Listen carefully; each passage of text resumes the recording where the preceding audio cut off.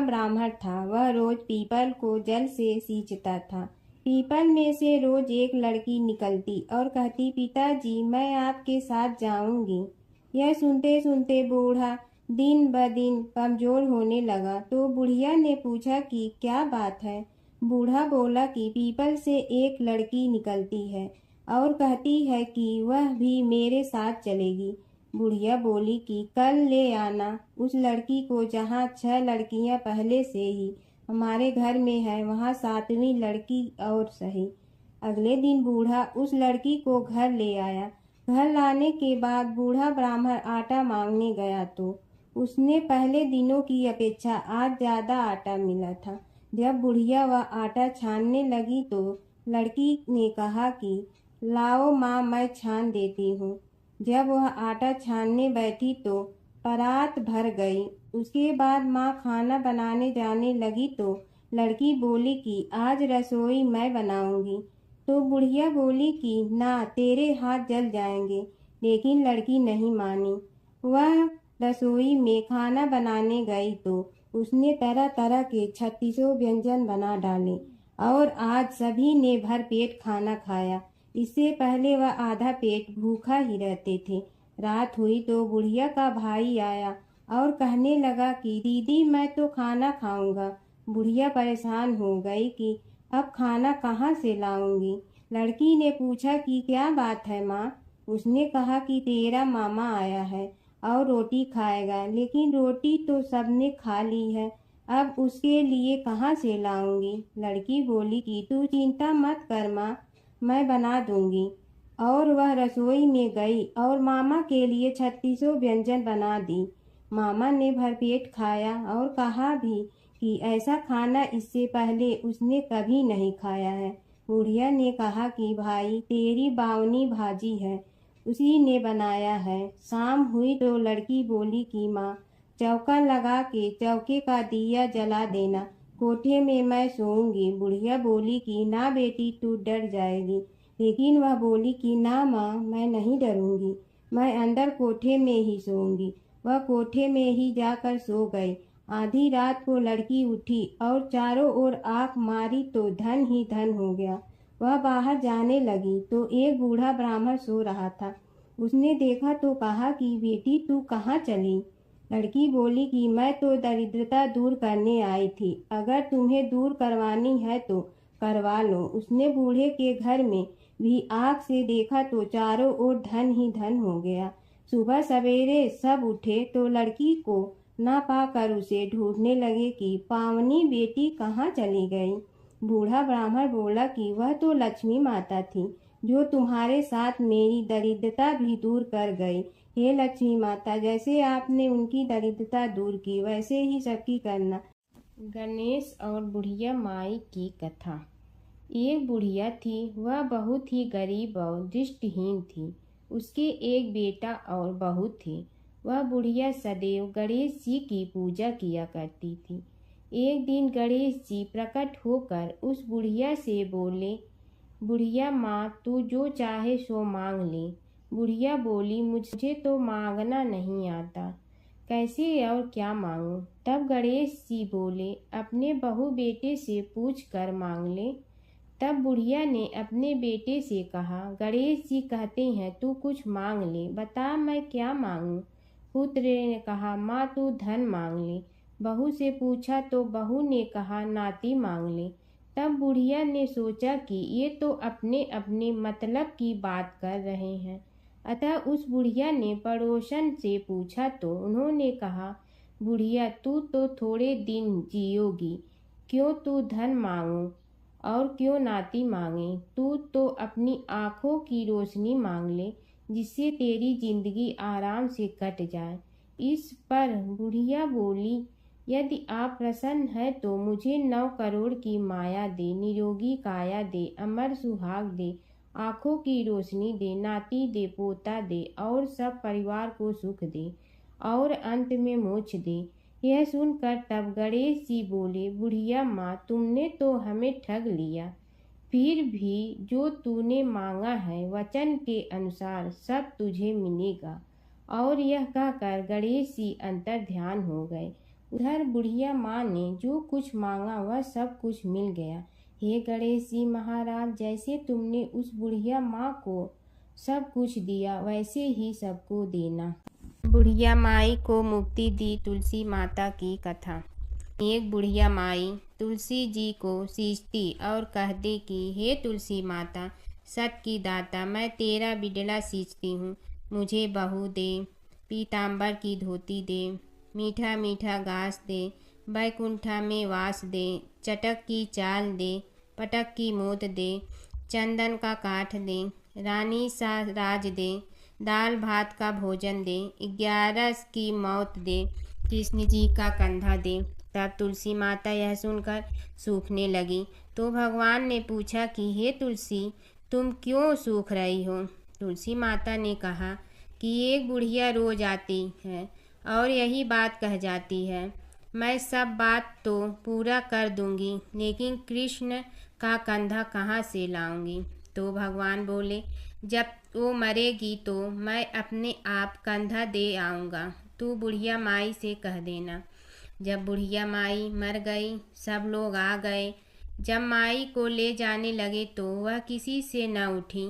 तब भगवान एक 12 बरस के बालक का रूप धारण करके आए।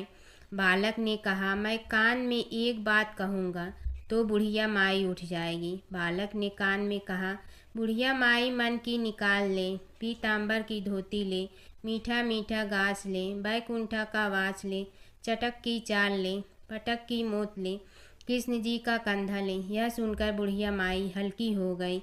भगवान ने कंधा दिया और बुढ़िया माई को मुक्ति मिल गई। हे तुलसी माता, जैसे बुढ़िया माई को मुक्ति दी वैसे सबको देना। जमुना की कहानी। प्राचीन समय में एक गांव था जिसमें 2 बहनें रहा करती थी। एक बहन का नाम गंगा था तो दूसरी बहन का नाम जमुना था। एक बार दोनों बहनें एक साहूकार के खेत से गुजर रही थी तो जमुना ने 13 दाने जौ के तोड़ लिए, जिसे देख गंगा बोली कि तुझे तो ग्रहण लग गया, तूने चोरी की है। इस पर जमुना बोली कि अब मेरा ग्रहण कैसे धुलेगा। गंगा ने कहा कि तुझे 12 साल तक साहूकार के यहाँ नौकरी करनी पड़ेगी, तभी तेरा पाप धुलेगा और ग्रहण से मुक्ति मिलेगी। जमुना साहूकार के यहाँ नौकरी के लिए जाती है और अपने लिए काम मांगती है। साहूकार उसे काम पर रख लेता है, लेकिन काम करने से पहले जमुना उसे कहती है कि मैं सारे काम करूंगी लेकिन 4 काम नहीं करूंगी। जूठे बर्तन नहीं मांजूंगी, झाड़ू नहीं लगाऊंगी, बिस्तर नहीं बिछाऊंगी और दिया नहीं जलाऊंगी। 12 साल के बाद कुंभ का मेला लगा तो साहूकारनी भी कुंभ नहाने जाने लगी। जमुना ने उसे जाते देख कहा कि कुंभ के मेले में मेरी बहन गंगा मिलेगी तो उसे यह सोने का टक्का दे देना, इससे वह अपने हाथों में सुंदर चूड़ियां पहन लेगी। साहूकारनी ने कुंभ के मेले में गंगा को वह सोने का टका दे दिया। गंगा ने उनसे वह टका लेते हुए कहा कि मेरी बहन को कहना कि उसके 12 वर्ष पूरे हो गए हैं, अब वह वहां वापिस आ जा। साहूकार व साहूकारनी वापिस घर आए तब जमुना मटके में पानी भर रही थी। दोनों जमुना से बोले कि हमने सोने का वह टका तेरी बहन गंगा को दे दिया था और उसने कहा है कि तेरे 12 वर्ष पूरे हो गए हैं, इसलिए अब तुम वापिस जाओ। यह समाचार सुनते ही जमुना सहस्त्र धारा में बदल गई और बहने लगी। जमुना जी का यह रूप देखकर साहूकार और साहूकारनी परेशान हो गई थी।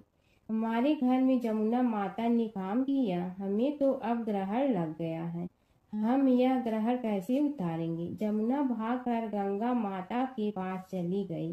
गंगा ने जमुना से पूछा कि तुम साहूकारनी से कुछ कहकर आई हो या ऐसे ही बिना बताए आ गई।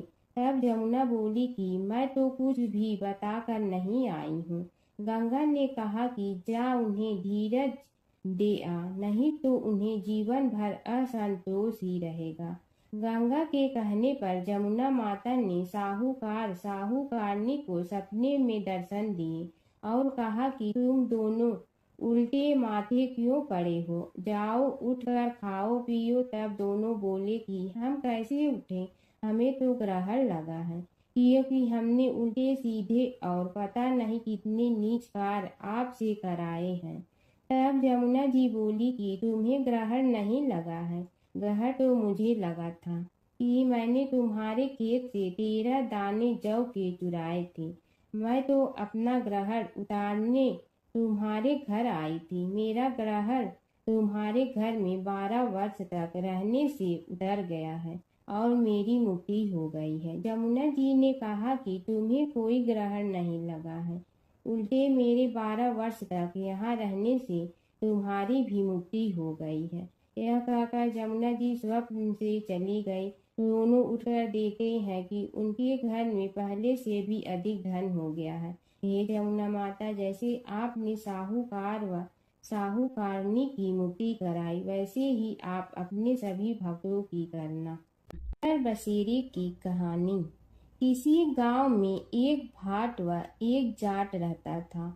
दोनों में घनिष्ठ मित्रता थी। एक बार जाट अपनी बहन के घर जाने को तैयार हुआ तो भाट अपनी ससुराल जाने को तैयार हुआ।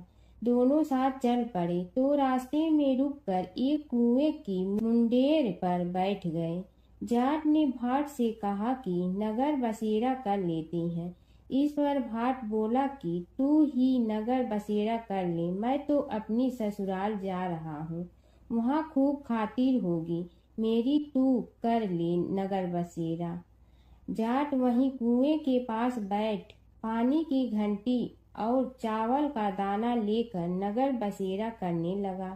नगर बसेरा करने के साथ जाट कहने लगा कि नगर बसेरा जो करे सो मल धोवे पाँव, ताता माड़ा तापसी देगी मेरी माँ, माँ देगी मावशी तेगी द्वारका का वास, मीठा मीठा घास वृंदावन का वास, 5 कुल्ठी छठी रास मेरी जीवड़ो श्री कृष्ण के पास, डालू पानी हो जाए घी झट से निकल जाए मेरा जी। यह सब कर कर के वह जाट बहन के पास चल पड़ा। जाट की बहन ने भाई के आने पर उसकी खातिर की।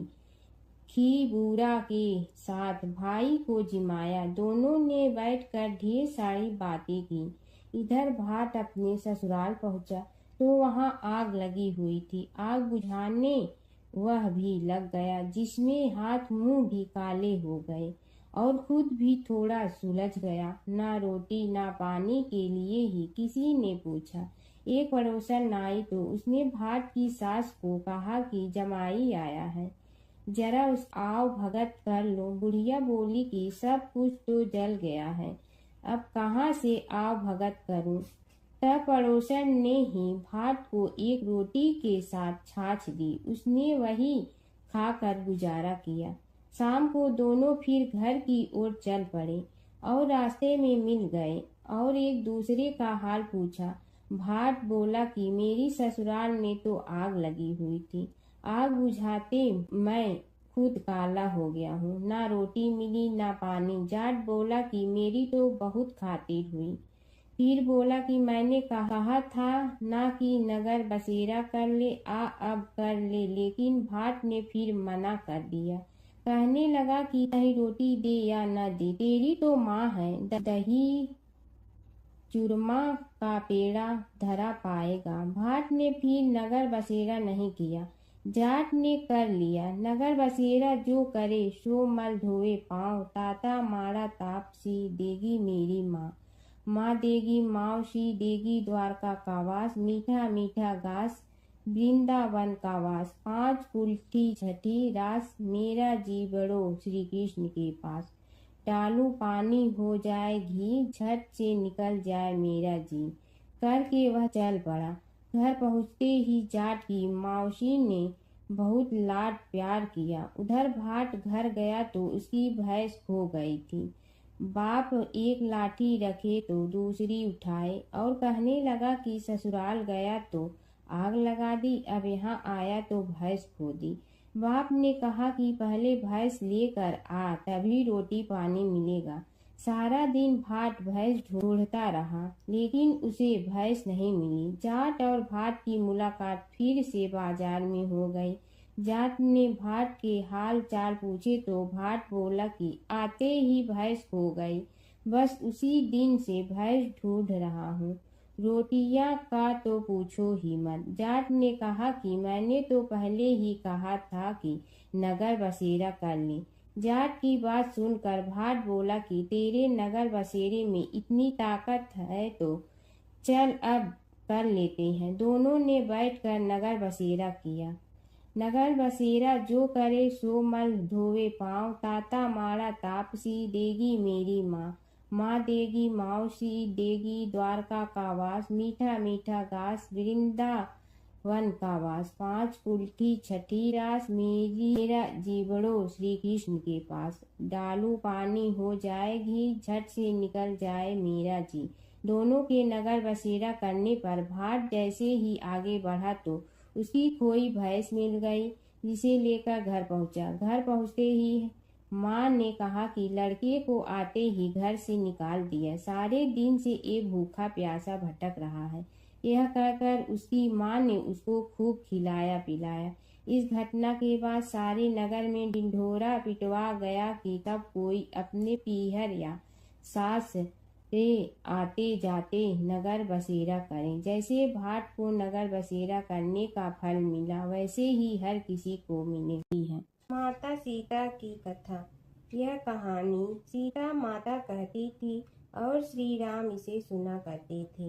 एक दिन श्री राम भगवान को किसी काम के लिए बाहर जाना पड़ा, तो सीता माता कहने लगी कि भगवान, मेरा तो 12 वर्ष का नित्य नियम है। अब आप बाहर जाएंगे तो मैं अपनी कहानी किसे सुनाऊंगी। श्री राम ने कहा कि तुम कुएं की पाल पर जाकर बैठ जाना और वहां जो औरतें पानी भरने आएंगी उन्हें अपनी कहानी सुना देना। सीता माता कुएं की पाल पर जाकर बैठ जाती हैं। एक स्त्री आई, उसने रेशम की जड़ी की साड़ी पहन रखी थी और सोने का घड़ा ले रखा था। सीता माता उसे देख कहती हैं कि बहन, मेरा 12 वर्ष का नित्य सुन लो। पर वह स्त्री बोली कि मैं तुम्हारा नित्य सुनूंगी तो मुझे घर जाने में देरी हो जाएगी और मेरी सास मुझसे लड़ेंगी। उसने कहानी नहीं सुनी और चली गई। उसकी रेशम जड़ी की साड़ी फट गई। सोने का घड़ा मिट्टी के घड़े में बदल गया। सास ने देखा तो पूछा कि ये किसका दोष अपने सिर लेकर आ गई है। बहू ने कहा कि कुएं पर एक औरत बैठी थी। उसने कहानी सुनने के लिए कहा, लेकिन मैंने सुनी नहीं, जिसका यह फल मिला है। बहू की बात सुनकर अगले दिन वही साड़ी और घड़ा लेकर सास कुएं की पाल पर गई। सास को वहीं माता सीता बैठी मिली, तो माता सीता ने कहा कि बहन, मेरी कहानी सुन लीजिए। सास बोली कि एक बार छोड़, मैं तो 4 बार कहानी सुन लूंगी। राम आए लक्ष्मण आए, देश के पुजारी आए, नित नेम का नेम लाए, आओ राम बैठो राम। तपी रसोई जियो राम, माखन मिश्री खाओ राम।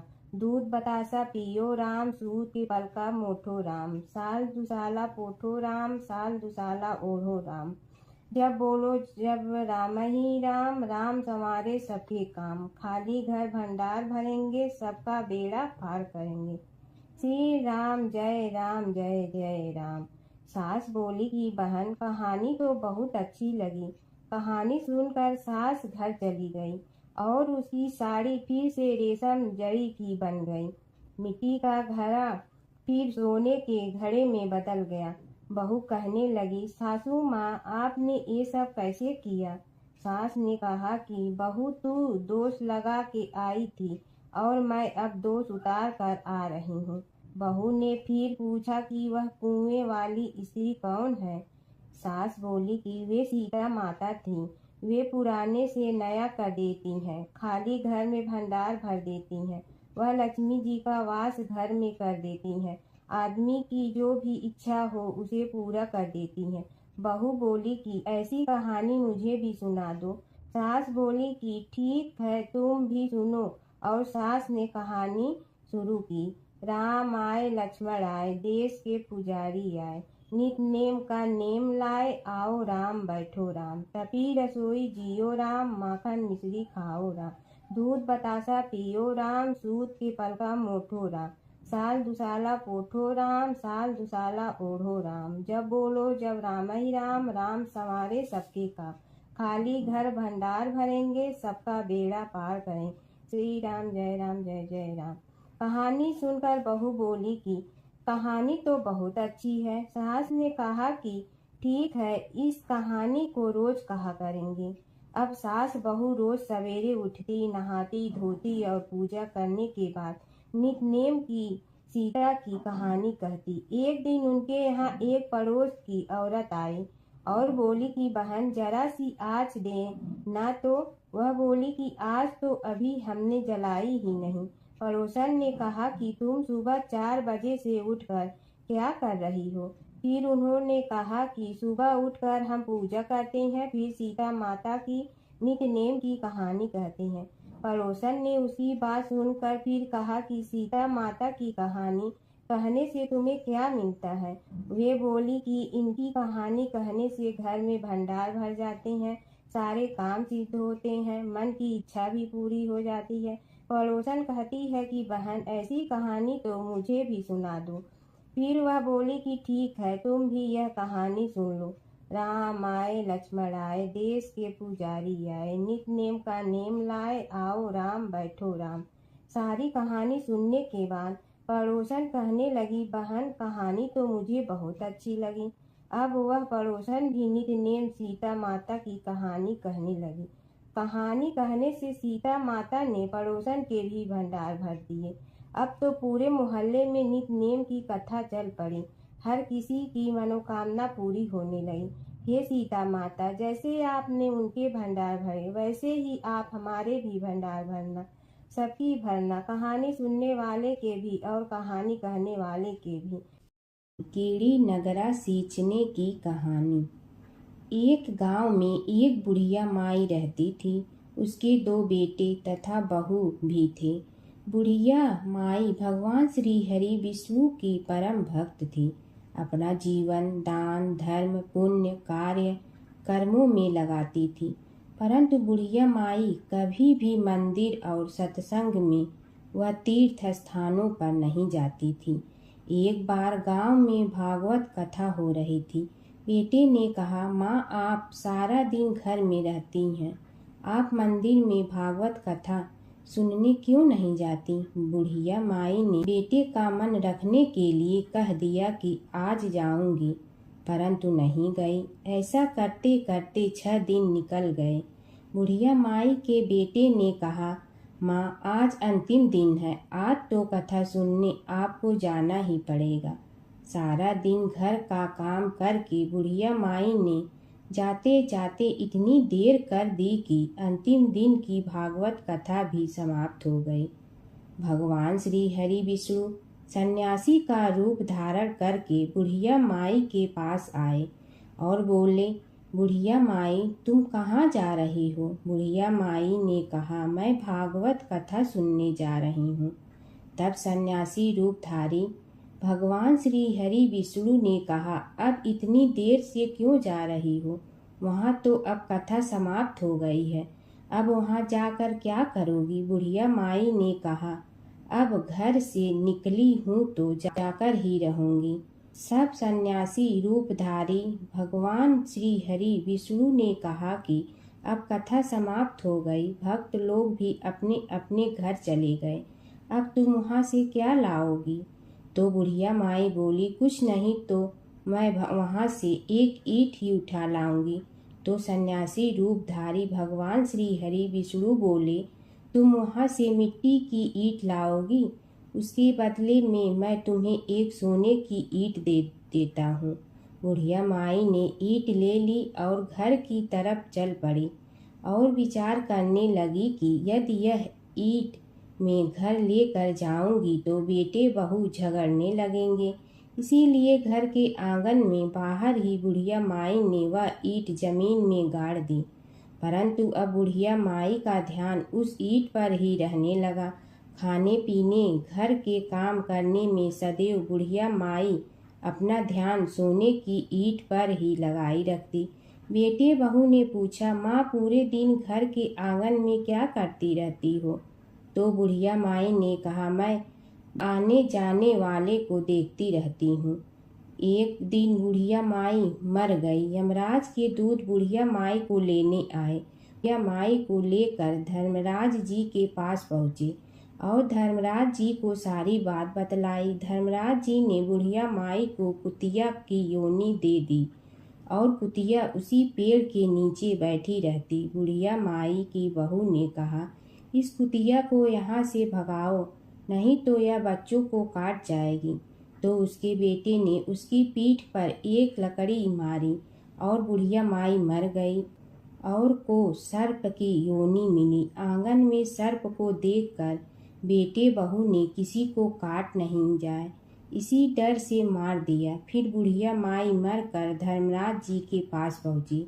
बुढ़िया माई कीड़ी का रूप धारण करके उस आंगन में कीड़ी नगरा बना लिया। आंगन में कीड़ी नगरा हो गया। घर वाले बहुत परेशान हुए। घर वाले भोजन भी नहीं बना रहे थे और मन ही मन होने का स्मरण करने लगे।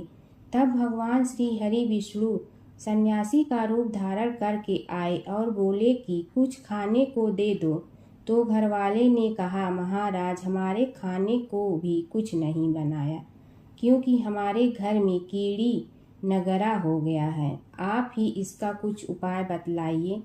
तब महाराज जी ने आंगन में खोदा और सोने की 28 निकाली और दोनों बेटों को दे दी और कहा, तुम्हारी माँ के नाम से दान पुण्य करना, धर्मशाला बनवाना, स्कूल बनवाना, प्याऊ लगवाना, गौशाला में गाय के चारे खाने की व्यवस्था करना। परंतु दोनों बेटे आपस में झगड़ने लगे कि तू दान कर, तू दान कर। किसी ने बुढ़िया माई के नाम से कोई दान नहीं किया और कीड़ी नगरा वहाँ उसी स्वरूप में स्थापित रहा।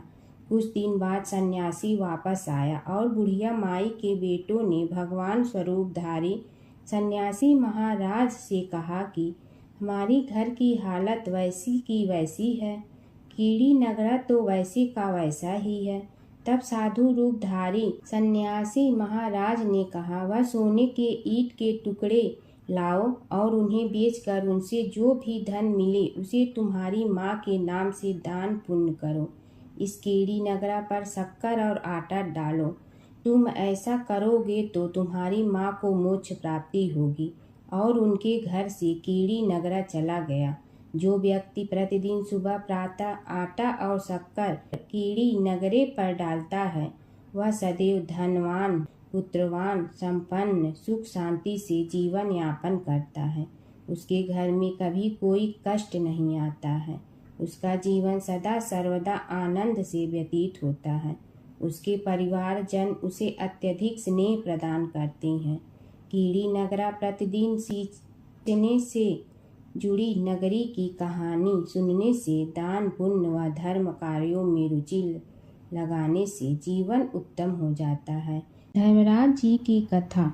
दो सेठानियाँ थी। एक के घर में धन बहुत था पर वह कंजूस थी। दूसरी के पास धन थोड़ा कम था पर मन से वह बहुत अमीर थी।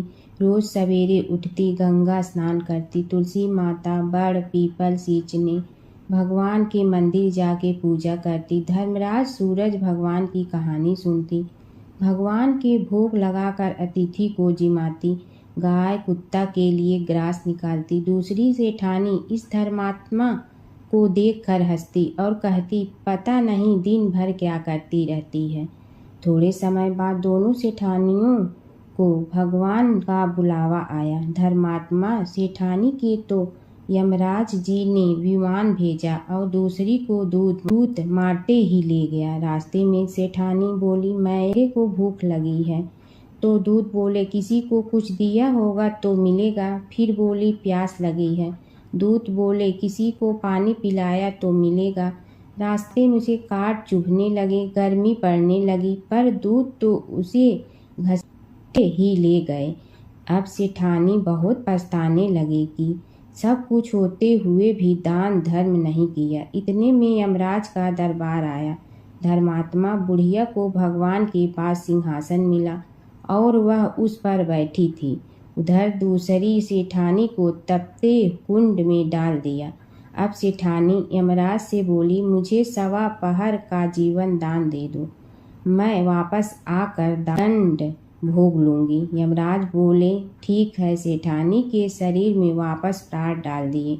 संसार में आते ही पंडितों को बुलाकर सेठानी ने धर्मराज की कथा सुनी, सब तरह से दान धर्म किया। इतने में समय पूरा हो गया। अब की बार विमान आया। 1.25 पहर के दान धर्म से सेठानी को स्वर्ग मिला। धर्मराज जी की परम भक्त पोपा बाई की कथा। एक गांव में एक पोपा बाई रहती थी। जब वह 5 साल की थी तभी से वह नियम से धर्मराज जी व्रत की कथा सुनती थी और व्रत करती थी। एक दिन उसने अपने भाई व भाभी से कहा कि मैं शादी नहीं करूंगी, अब मैं अपना समय भगवान की पूजा अर्चना में ही बिताना चाहती हूँ। इसलिए मेरी झोपड़ी गांव के बाहर बनवा दो और गांव में सबको कह दो कि वह अपनी गाय व बछड़ों को मेरे यहाँ ही घास भूस चरने को भेज दो और जिसकी भी इच्छा हो, श्रद्धा हो, मुझे खाना भिजवा दो। एक दिन नगर का राजा शिकार खेलने जंगल में आया और गांव के बाहर जंगल के पास बनी झोपड़ी देखकर रुक गया। झोपड़ी के पास जाकर उसने आवाज लगाई कि कौन है, लेकिन भीतर से कोई आवाज न आने पर वह लगातार दरवाजा खटखटाता रहा। तब पोपा बाई उठी और कहने लगी कि कौन हो तुम जो बार बार दरवाजा बजा रहे हो, क्यों आवाज लगा रहे हो? राजा ने कहा कि मैं यहाँ का राजा हूँ और तुम्हारे साथ विवाह करूँगा। पोपा बाई ने कहा कि जहाँ से आए हो वहीं चले जाओ, मैं किसी पराये आदमी का मुंह नहीं देखती हूँ। राजा ने पोपा बाई की एक नहीं सुनी और जबरदस्ती उठा ले गया। तब पोपा बाई ने राजा को श्राप दिया कि तुम्हारा सारा राजपाट नष्ट हो जाएगा। महल में आने पर राजा की रानियों ने सारी बात सुनकर राजा से अनुरोध किया कि पोपा बाई को वहीं वापस छोड़ आओ। राजा जब पोपा बाई को वापस झोपड़ी में छोड़ने जाने लगा तो रास्ते में पाप की नदी आई जिसमें राजा डूब गया। कुछ समय बाद पोपा बाई मृत्यु के बाद धर्मराज जी के यहाँ पहुँची और धर्मराज जी ने उन्हें स्वर्ग का राज दे दिया। एक बार एक सेठ व सेठानी मृत्यु लोक से स्वर्ग लोक आए तो उसके द्वार बंद देखकर वह धर्मराज जी से द्वार खोलने का आग्रह करते हैं। धर्मराज जी कहते हैं इस द्वार पर पोपा बाई का राज है। इस पर सेठ सेठानी कहते हैं कि हम पोपा बाई को नहीं जानते हैं।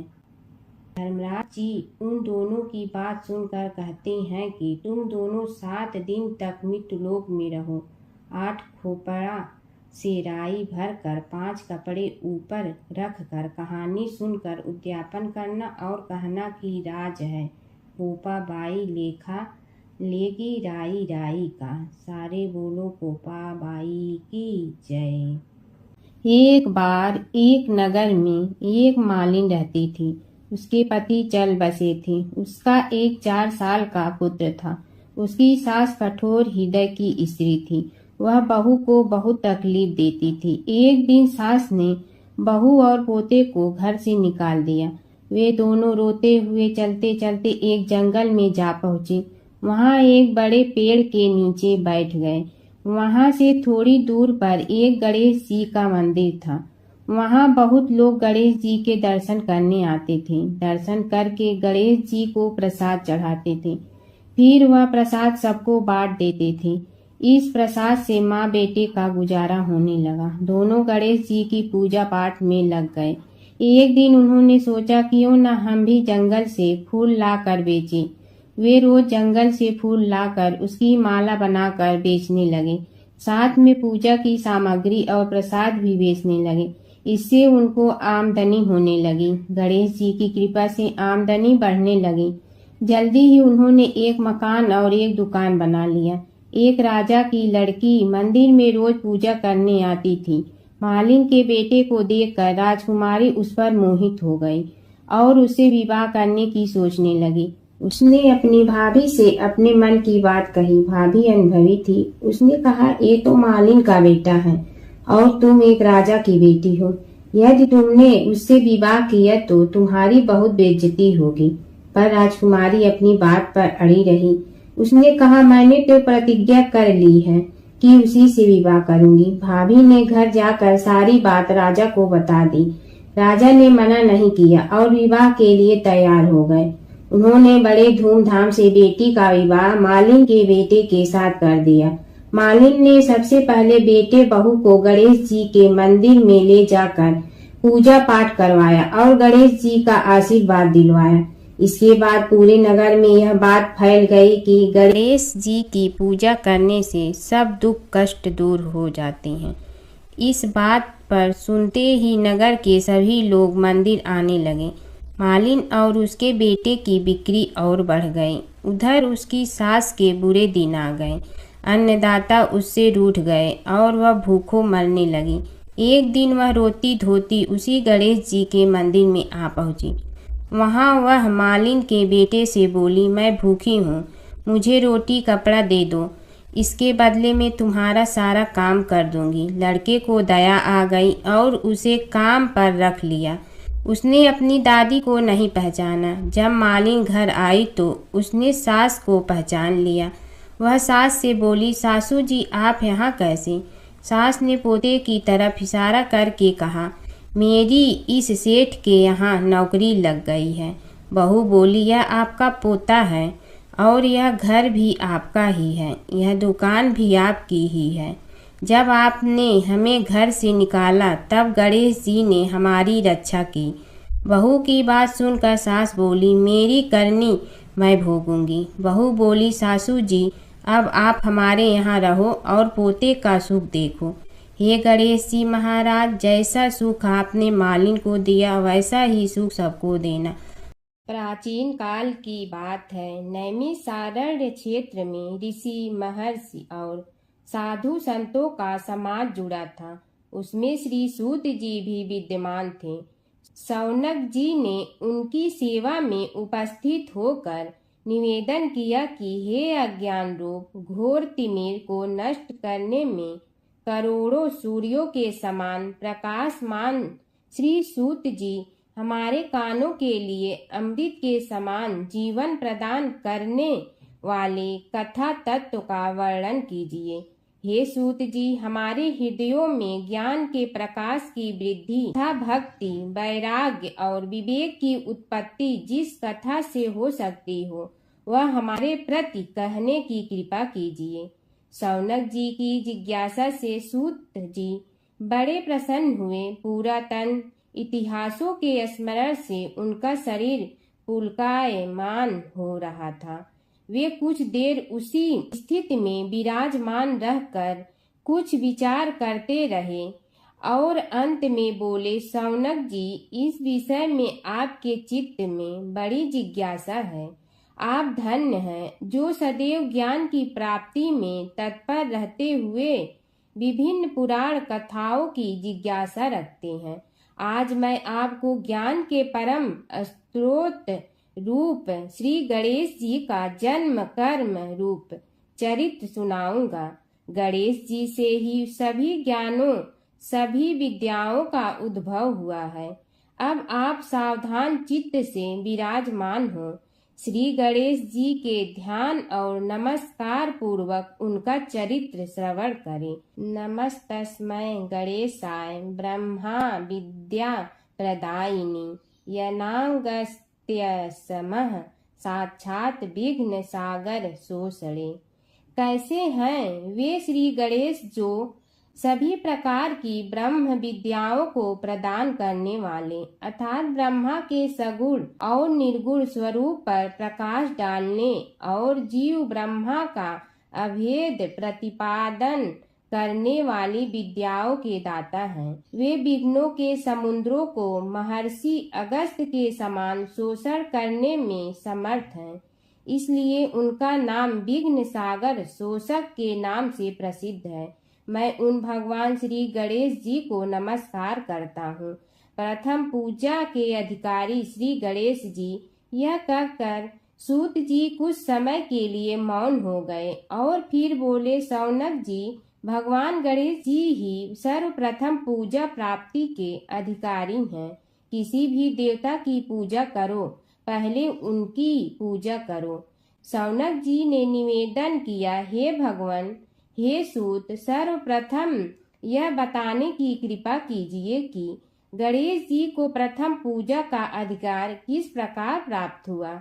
इस विषय में मेरी बुद्धि मोह को प्राप्त हो रही है कि सृष्टि रचयिता ब्रह्मा जी, पालन करता भगवान नारायण और संहार करता शिव जी में से किसी को प्रथम पूजा का अधिकारी क्यों नहीं माना गया।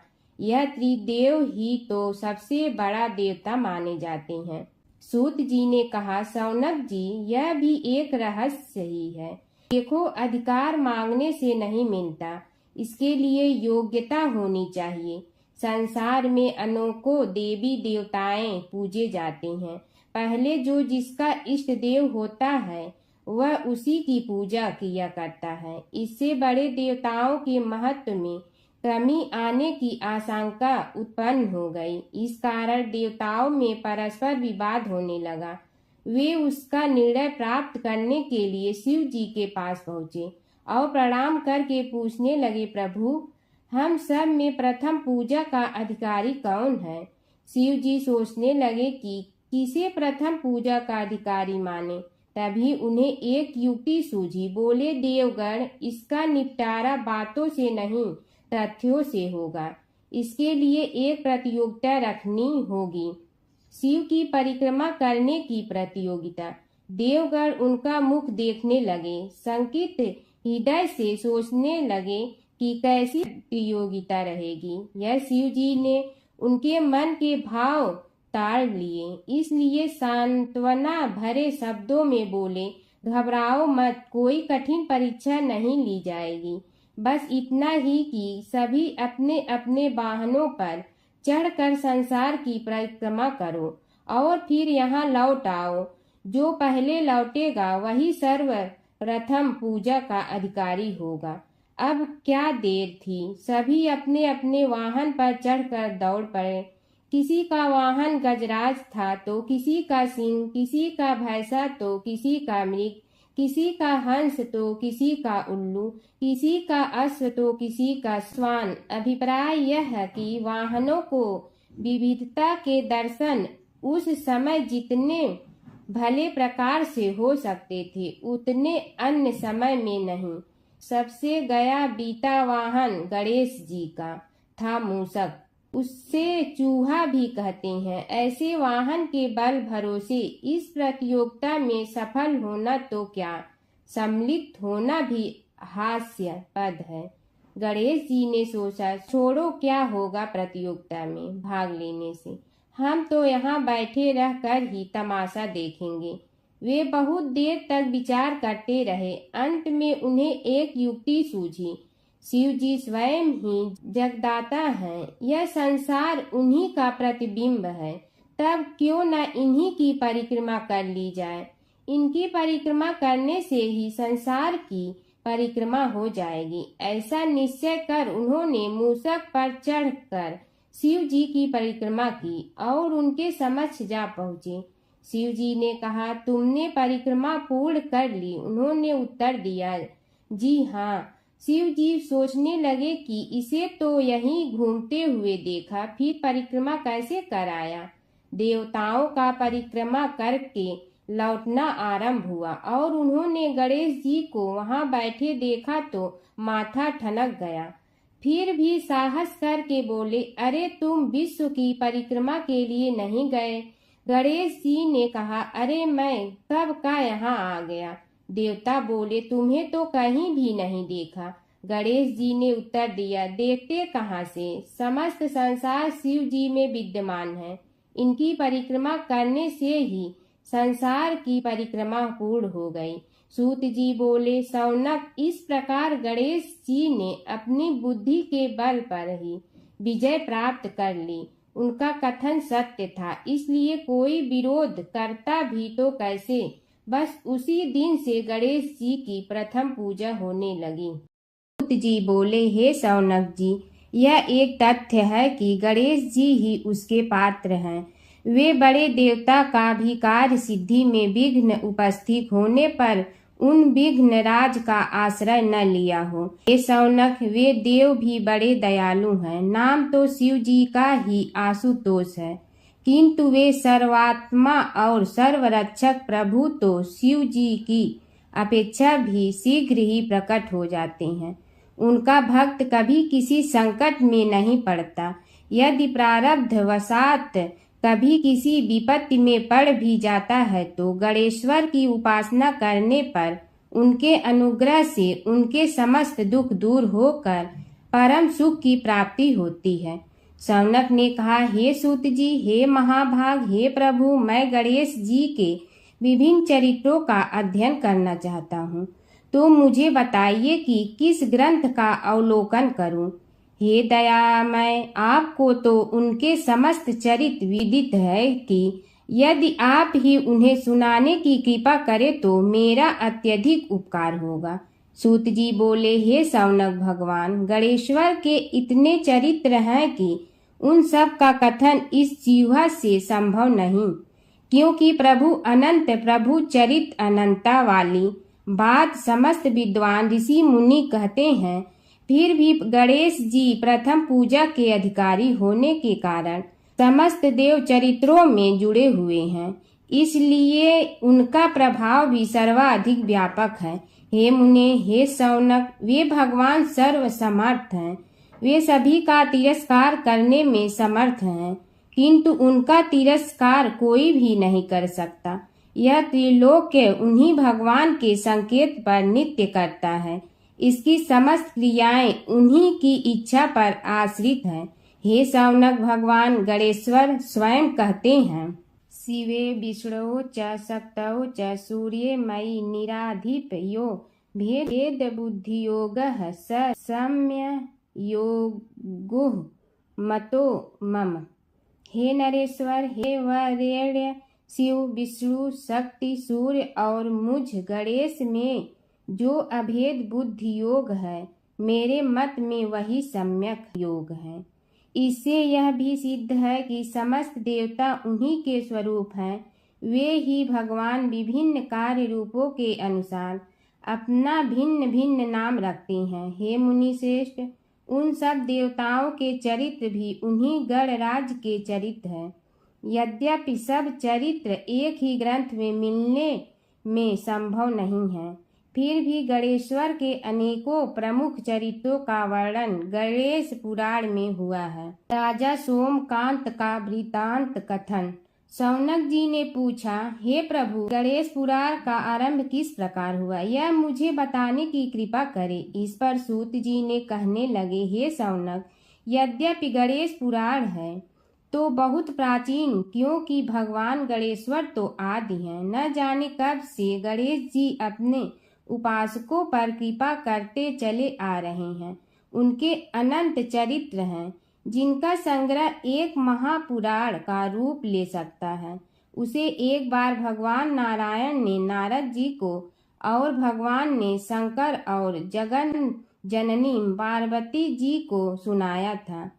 बाद में वही पुराण संक्षेप रूप में ब्रह्मा जी ने महर्षि वेद व्यास को सुनाया और फिर व्यास जी ने महर्षि भृगु को सुनाया। भृगु ने कृपा करके सौराष्ट्र के एक राजा सोमकांत को सुनाया था।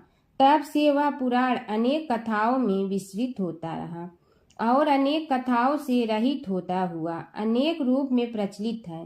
शौनक जी ने पूछा, भगवान, आप यह बताने का कष्ट करें कि राजा सोमकांत कौन था।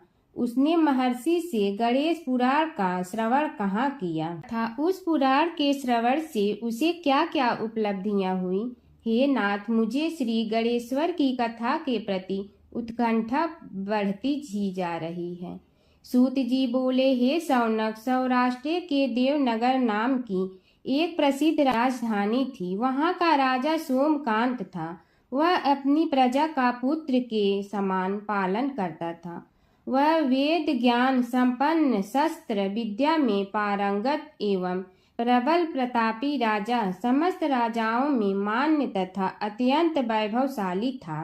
उसका ऐश्वर्य कुबेर के भी ऐश्वर्य को लज्जित करता था। उसने अपने पराक्रम से अनेकों देश जीत लिए थे। उसकी पत्नी अत्यंत रूपवती, गुणवती, धर्माज्ञा एवं पतिव्रत धर्म का पालन करने वाली थी। वह सदैव अपने प्राणनाथ की सेवा में लगी रहती थी। उसका नाम सुधर्मा था। जैसे वह पतिव्रता थी, वैसे ही राजा भी एक पत्नी व्रता का पालन करने लगा। उसके हेमकांत नामक एक सुंदर पुत्र था। वह भी सभी विद्याओं का ज्ञाता और अस्त्र शस्त्रादि के अभ्यास में निपुण हो गया था। यह सभी श्रेष्ठ लक्षणों से संपन्न, सद्गुणी एवं प्रजा जनों के हितों का अत्यंत पोषक था। इस प्रकार राजा सोमकांत स्त्री, पुत्र, पशु, वाहन, राज्य एवं प्रतिष्ठा आदि से सब प्रकार सुखी था। उसे दुख तो था ही नहीं। सभी राजागण उसका हार्दिक सम्मान करते थे तथा उसकी श्रेष्ठ कीर्ति भी संसार व्यापी थी। परंतु युवावस्था के अंत में सोमकांत को घृणित कोष्ठ रोग हो गया। उसके अनेक उपचार किए गए किंतु कोई लाभ नहीं हुआ। रोग शीघ्रता से बढ़ने लगा और उसके कीड़े पड़ गए। जब रोग की अधिक वृद्धि होने लगी और उसका कोई उपाय न हो सका तो राजा ने मंत्रियों को बुलाकर कहा, सुव्रतो, जाने किस कारण यह रोग मुझे पीड़ित कर रहा है। अवश्य ही यह किसी पूर्व जन्म के पाप का फल होगा। इसलिए मैं अब अपना समस्त राजपाट छोड़कर वन में रहूंगा। मेरे पुत्र हेमकांत को मेरे समान मानकर राज्य शासन का धर्म पूर्वक संचालन कराते रहें। यह कहकर राजा ने शुभ दिन दिखवाकर अपने पुत्र हेमकांत को राज्य पद पर अभिषेक किया और अपनी पत्नी सुधर्मा के साथ निर्जन वन की ओर चल दिया। प्रजापालक राजा के वियोग में समस्त प्रजा जन अश्रु बहाते हुए उनके साथ चले गए। राज्य की सीमा पर पहुंचकर राजा ने अपने पुत्र अमात्यगण और प्रजा जनों को समझाया, आप सब लोग धर्म के जानने वाले, श्रेष्ठ आचरण में तत्पर एवं सहृदय हैं। यह संसार तो वैसे भी परिवर्तनशील है। जो आज है वह कल नहीं था और आने वाले कल में भी नहीं रहेगा। इसलिए मेरे जाने से दुख का कोई कारण नहीं है। मेरे स्थान पर मेरा पुत्र सभी कार्यों को करेगा। इसलिए आप सब उसके अनुशासन में रहते हुए उसे सदैव सम्मान करते रहें। फिर पुत्र से कहा, बेटा, यह स्थिति सभी के समझ आती रही है। हमारे पूर्व पुरुष भी परंपरागत रूप से वृद्धावस्था आने पर वन में जाते रहे हैं। मैं कुछ समय पहले ही वन में जा रहा हूँ, तो कुछ पहले या पीछे जाने में कोई अंतर नहीं पड़ता। यदि कुछ वर्ष बाद जाऊं तब भी मोह का त्याग करना ही होगा। इसलिए हे वत्स, तुम दुखित मत हो और मेरी आज्ञा मानकर राज्य शासन को ठीक प्रकार चलाओ। ध्यान रखना, क्षत्रिय धर्म का कभी त्याग न करना और प्रजा को सदा सुखी रखना। इस प्रकार राजा सोमकांत ने सभी को समझा बुझाकर वहां से वापस लौट आया और स्वयं अपनी पतिव्रता भार्या के साथ वन में प्रवेश किया। पुत्र हेमकांत के आग्रह से उसने सुबल और ज्ञान गम्य नामक 2 आत्माओं को भी साथ ले लिया। उन सब ने एक समतल एवं सुंदर स्थान देखकर वहां विश्राम किया तभी उन्हें एक मुनि कुमार दिखाई दिया। राजा ने उससे पूछा, तुम कौन हो, कहाँ रहते हो, यदि उचित समझो तो मुझे बताओ।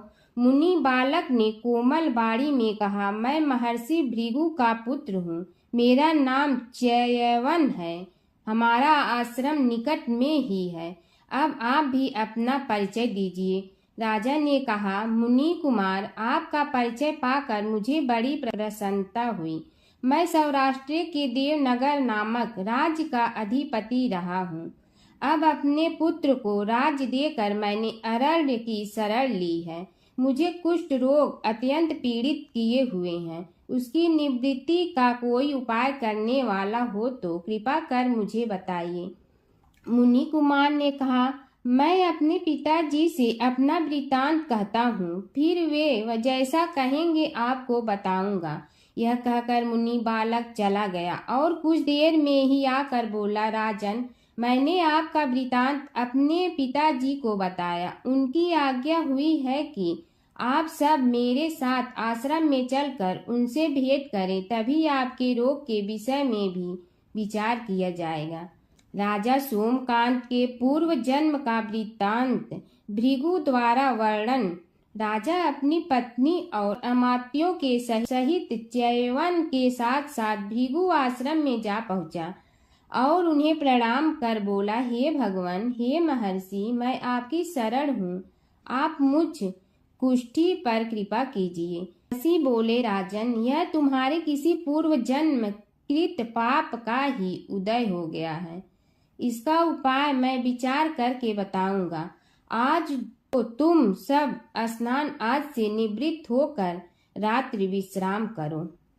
महर्षि की आज्ञा अनुसार सबने स्नान भोजन आदि के उपरांत रात्रि व्यतीत की और प्रातः काल स्नान आदि नित्य कर्मों से निवृत्त होकर महर्षि की सेवा में उपस्थित हुए। महर्षि ने कहा, राजन, मैंने तुम्हारे पूर्व जन्म का वृतांत जान लिया हूँ और यह भी विदित कर लिया है कि किस पाप के फल से तुम्हें इस रोग की प्राप्ति हुई है। यदि तुम चाहो तो उसे सुना दूं। राजा ने हाथ जोड़कर निवेदन किया, बड़ी कृपा होगी मुनिनाथ, मैं उसे सुनने के लिए उत्कंठित हूँ। महर्षि ने कहा, तुम पूर्व जन्म में एक धनवान वैश्य के लाडले पुत्र थे। वह वैश्य विंध्याचल के निकट कौलहार नामक ग्राम में निवास करता था। उसकी पत्नी का नाम सुलोचना था। तुम उसी वैश्य दंपत के पुत्र हुए। तुम्हारा नाम कामद था। तुम्हारा लालन पालन बड़े लाड चाव से हुआ। उन्होंने तुम्हारा विवाह एक अत्यंत सुंदरी वैश्य कन्या से कर दिया था, जिसका नाम कुटुम्बिनी था। यद्यप तुम्हारी भार्या सुशीला थी और तुम्हें सदैव धर्म में निरत देखना चाहती थी, किंतु तुम्हारा स्वभाव वासनांध होने के कारण दिन प्रतिदिन उज्जवल होता जा रहा था। किंतु माता पिता भी धार्मिक थे, इसलिए उनके सामने तुम्हारी उज्ज्वलता दबी रही। परंतु माता पिता की मृत्यु के बाद तुम निरंकुश हो गए और अपनी पत्नी की बात भी नहीं मानते थे।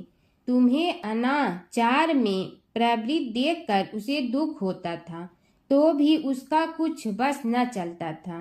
तुम्हारी उन्मत्तता चरम सीमा पर थी। अपनों से भी द्वेष और क्रूरता का व्यवहार किया करते थे।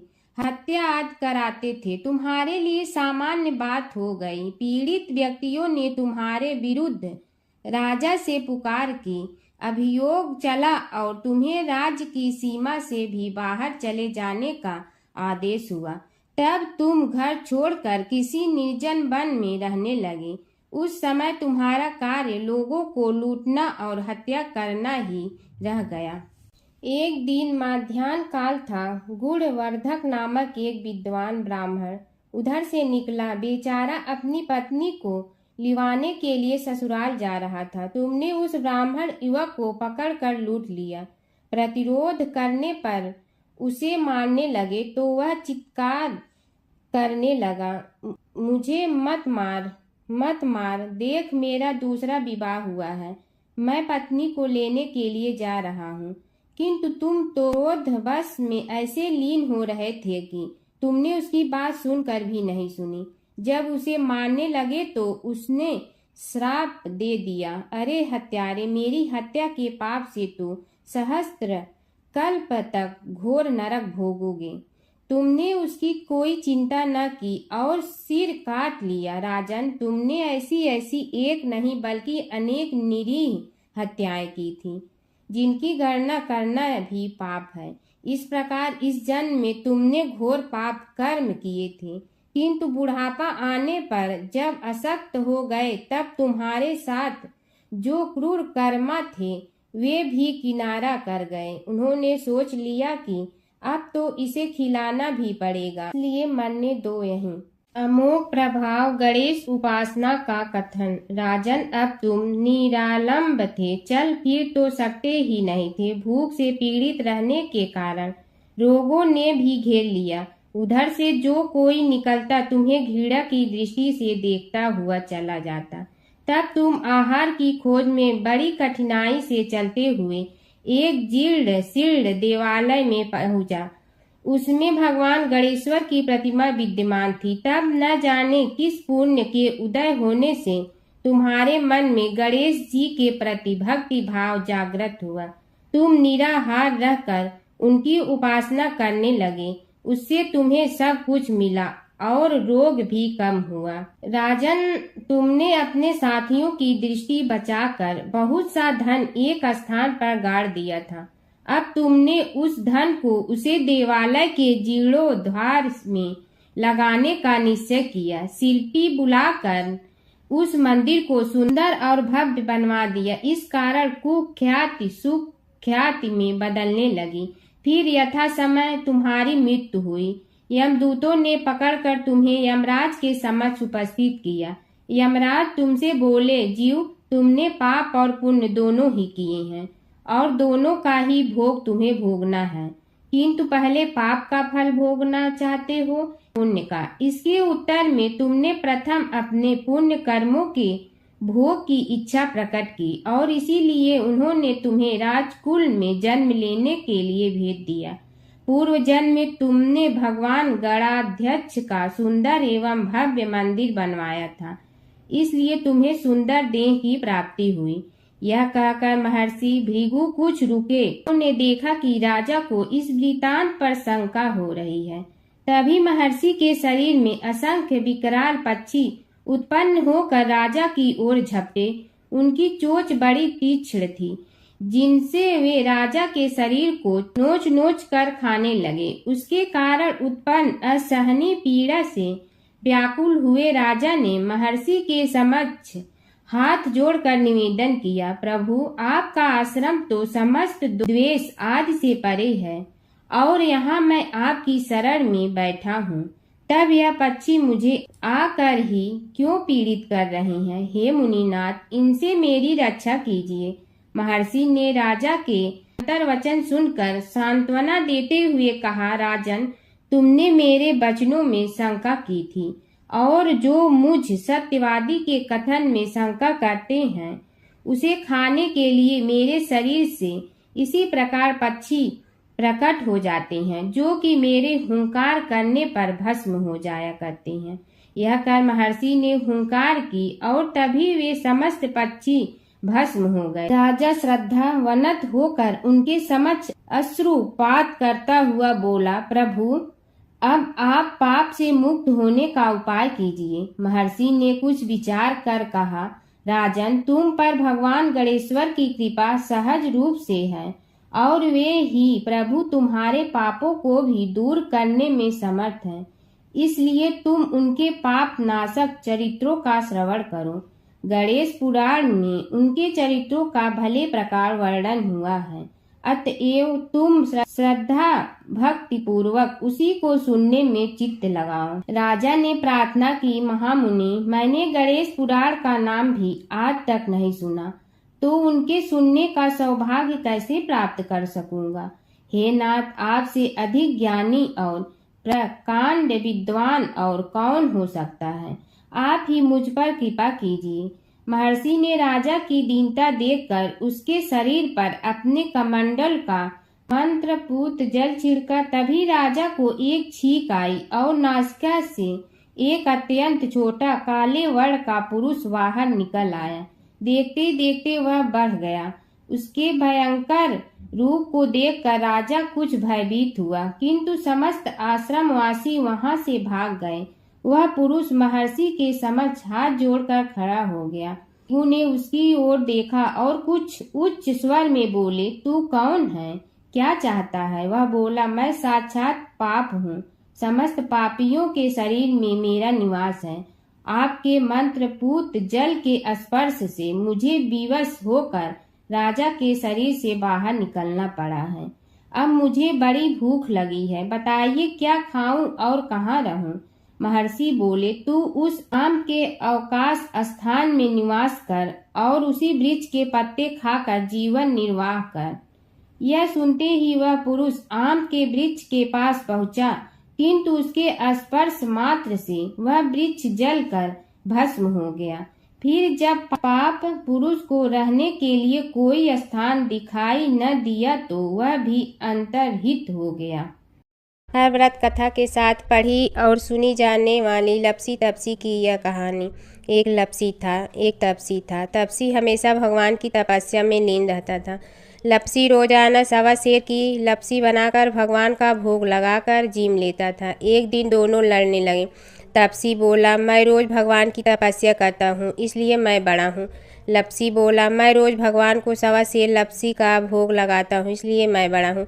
नारद जी वहाँ से गुजर रहे थे। दोनों को लड़ता देखकर उनसे पूछा कि तुम क्यों लड़ रहे हो? तपसी ने खुद के बड़ा होने का कारण बताया और लपसी ने अपना कारण बताया। नारद जी बोले, तुम्हारा फैसला मैं करूँगा।